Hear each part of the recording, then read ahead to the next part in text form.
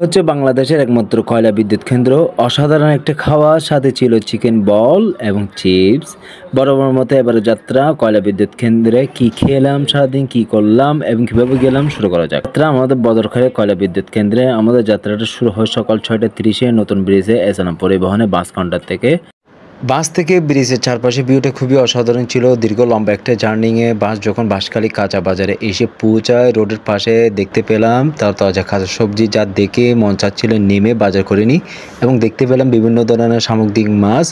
এরপর চারপাশে গ্রামীণ পরিবেশ দেখতে দেখতে পৌঁছে গেলাম বদরখালী বাস টার্মিনালে।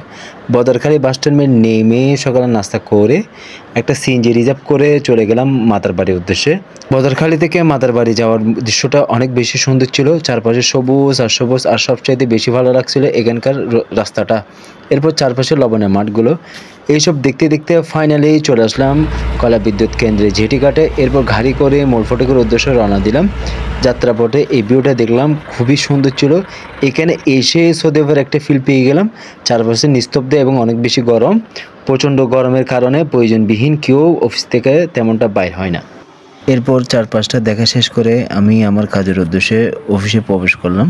অফিসে ঢুকতেই এ ধরনের একটা দৃশ্য দেখতে পেলাম। দেখে মনে হচ্ছিল বাইরের দেশে কোনো একটা অফিসে আসলাম।